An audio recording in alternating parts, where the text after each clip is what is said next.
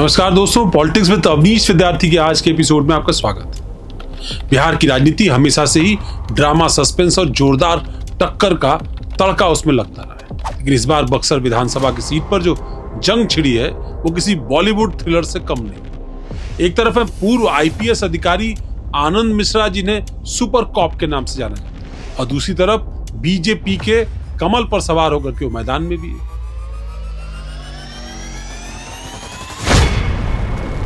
वहीं उनका मुकाबला है कांग्रेस के दिग्गज नेता संजय तिवारी से, जिन्हें मुन्ना तिवारी के नाम से भी जाना जाता है, जो पिछले 10 साल से इस सीट पर लगातार चुनाव जीत रहे हैं और महागठबंधन की उम्मीदों का सहारा है।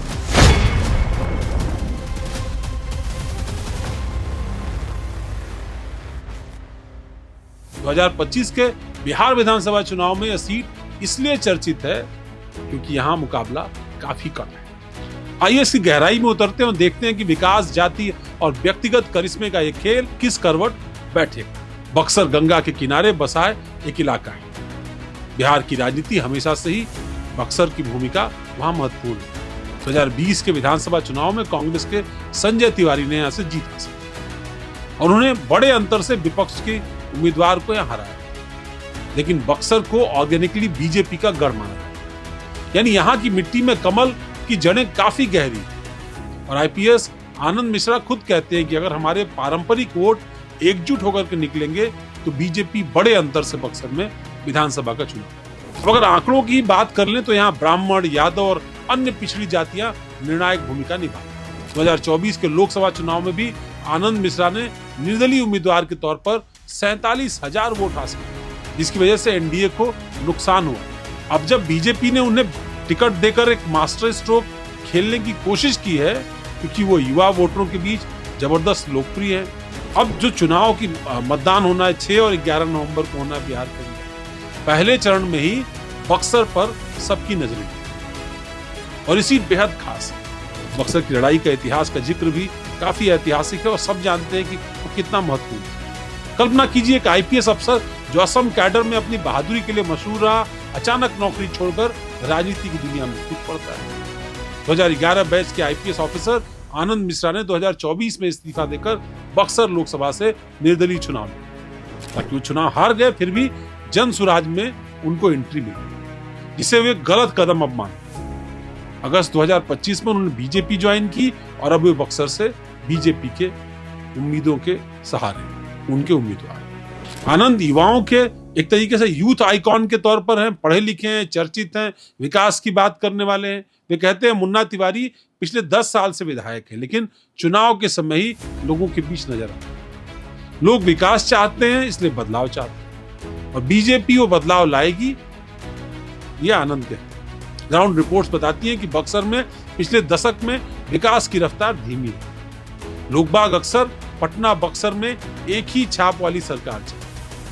आनंद का नॉमिनेशन हो चुका है, वो विरोधियों को चेतावनी दे रहे हैं कि इस बार तो हर हाल में कम नहीं किया। अब बात कांग्रेस के नेता की। कांग्रेस के संजय तिवारी और मुन्ना तिवारी 2 बार से सिटिंग एमएलए, 2020 में उन्होंने जीत हासिल की थी और इस बार भी महागठबंधन ने उन्हीं पर भरोसा किया। उनका वोट बैंक मजबूत है, खासकर यादव, अन्य पिछड़ी जाति। लेकिन आलोचक कहते हैं कि पिछले 10 साल में बक्सर में आखिर बदला क्या है। सड़कें, रोजगार, स्वास्थ्य, ये मुद्दे अब भी जस के तस हैं। कांग्रेस ने बिहार चुनाव के लिए कई लिस्ट जारी की, यानी कई सूचियां जारी की, और संजय तिवारी को फिर से टिकट मिलना उनकी पार्टी में उनकी पकड़ को दिखाता है। लेकिन ये भी सच है कि इस बार बक्सर में संजय तिवारी के सामने चुनौती कड़ी, क्योंकि एनडीए का दावा है कि बक्सर में कांटे की टक्कर होने जा रही है, जहां ब्राह्मण, यादव वोटर निर्णायक। ये सिर्फ 2 उम्मीदवारों की लड़ाई नहीं, बल्कि विकास और अनुभव, युवा ऊर्जा और पारंपरिक वोट बैंक का क्लैश। आनंद मिश्रा की एंट्री ने बीजेपी को बूस्ट किया, जबकि संजय तिवारी का किला तोड़ना इतना भी आसान है।